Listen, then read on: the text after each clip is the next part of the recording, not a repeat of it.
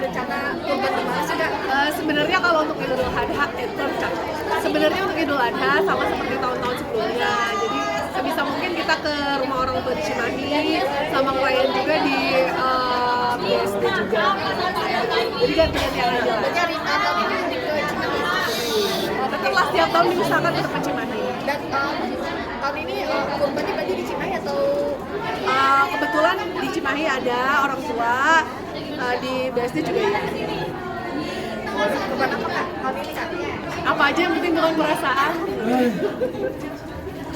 Berapa aja. Tapi memaknai Idul Adha tahun ini Ramadan Haji ini seperti apa sih Kak? Ya apa ya sama aja sih kayak tahun-tahun sebelumnya ya kita kayak ingat lagi lah kisahnya dulu seperti apa, apalagi sekarang ya udah punya anak gitu. Kebayang nggak sih zaman dulu itu gitu, maksudnya ceritanya kalau dulu waktu kecil kita kan hanya sekedar mendengar kisah Nabi ya, tapi kalau sekarang apalagi udah punya anak, kebayang nggak sih gitu, misalnya kayak kita disuruh sama Allah gitu untuk itu anak sendiri, kebayang kayak golok atau misalnya kayak pisau udah di leher anak itu, tapi kayak wah itu semenjak punya anak makna kurban tuh jadi kayak lebih deep lagi sih gitu. Kebayang kalau sekarang aja kadang-kadang kita kalau misalnya ada kesibukan disuruh mendahulukan ya antara kesibukan atau disuruh pilih Allah, kadang-kadang kita masih suka lupa. Nah apalagi ini dapat perintah untuk kayak ibaratnya ya berkurban gitu, tapi yang waktu pertama perintahnya yang dikurbankan anak sendiri itu rasanya kayak wah gitu, nggak kebayang jika kita ada di posisi itu. Sekarang sih semenjak punya anak jadi maknanya lebih kayak lebih berasa. Tapi Kak, kalau untuk nanti di Idul Adha sendiri ada tradisi khusus nggak sih Kak, kayak sate bareng atau gimana sih? Sama aja nggak ada yang khusus ya, sama aja lah sama seperti pada umumnya. Rencana mudik tanggal berapa? Apa? Rencana mudik tanggal berapa dan sampai kapan?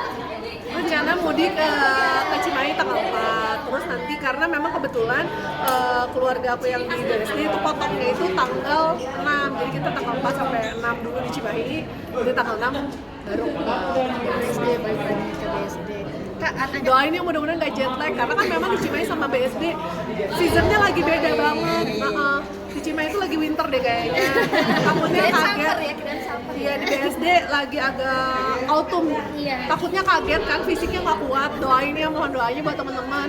Mudah-mudahan fisik kita sekeluarga dijaga, karena memang perbedaan suhunya cukup ekstrim banget kan antara Cimahi sama BSD. Gitu aja. mengajarkan anak-anak sendiri tentang makna berkurban seperti apa nih Kak? Karena mereka juga masih kecil ya, jadi belum bisa yang kayak sedih itu gitu. Jadi paling kita ceritain kisah nabinya aja, kisah dibalik dibalik prosesi kurban itu sebenarnya awal mulanya gimana.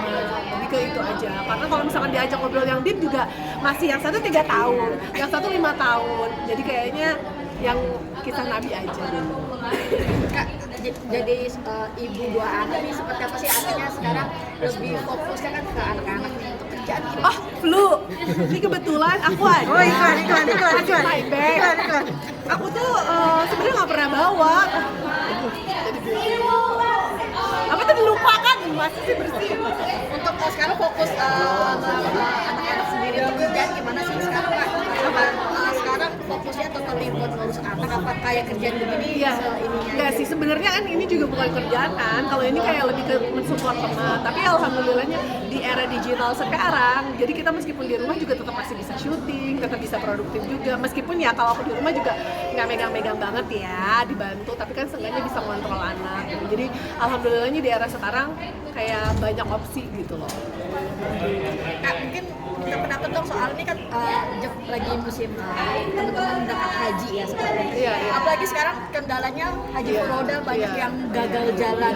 Dirimu menyikapinya seperti apa? Aduh, itu aku juga kayak waktu dulu aja ketika furoda masih belum terlalu seperti sekarang gitu, itu deg-degan banget karena dengar di tahun yang kayak bener-bener H-1 baru bisa keluar itu, jadi kayak ngerasain banget. Tapi juga jadi memaknai juga bahwa meskipun kita punya uang sebanyak apapun, kalau misalkan memang belum waktunya, kita belum bisa berangkat. Meskipun apalagi kan ada yang cerita yang ketinggalan pesawat tapi ternyata akhirnya dijemput lagi. Meskipun kelihatannya kita udah nggak ada harapan, tapi kalau kata Allah udah waktunya berangkat, tetap bisa berangkat. Jadi ya ya kayak jadi lebih kayak introspeksi aja gitu ya. Mungkin kayak yang belum bisa berangkat tahun ini juga mungkin itu yang terbaik, karena siapa tahu takutnya kalau berangkat ada sesuatu yang akan membuat ibadahnya jadi nggak maksimal. Jadi insya Allah positive thinking aja, yakin aja bahwa apapun keputusannya itu adalah izin Allah, itu adalah ketentuan dari Allah, dan itu udah pasti yang terbaik banget. Ada juga kan ada teman-teman beberapa teman kan selebriti juga gagal berangkat. Siapa sih? Kayak coba cerita dong. Siapa? Siapa? Benny siapa? Bentar lu siapa? Sama juga. Oh, aku baru tahu. Indikasinya gagal jalan. Oke, lanjut.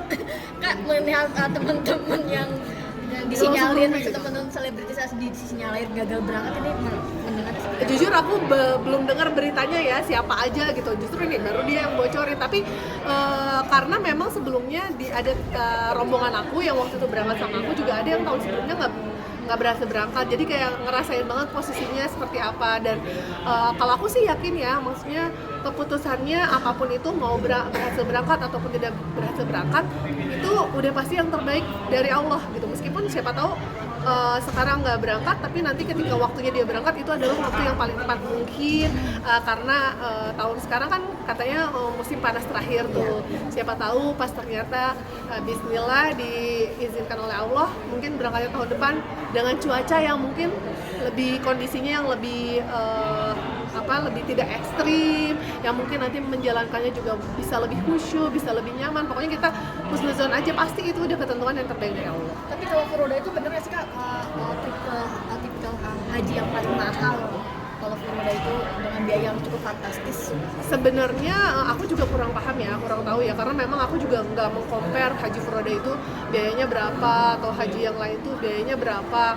Ya pokoknya kalau dari aku ya, kalau misalkan kayak udah bisa berhaji, ya udahlah di sana kayak pasrah aja gitu, Allah kasihnya kayak gimana, karena nggak jaminan juga kan, maksudnya bayar paling mahal pasti dapat, ya akan ada aja lah gitu. Jadi ya aku kurang tahu juga sih kalau perbandingan harganya. Gimana kalau kita tanya travel? Ada lagi?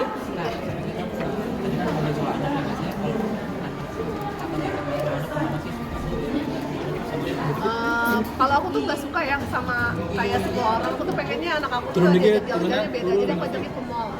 Turun. Aduh, kayak apa pilek gitu. Ulangi lagi kan? Ya paling ke mall sih, udah itu doang. Sangat tidak mainstream kan? Itu suka anak yang milih atau Ke depan Kak. Udah ada Kak. Ya lagi kepengennya aja, standar aja sih, paling diajak makan gitu aja. ada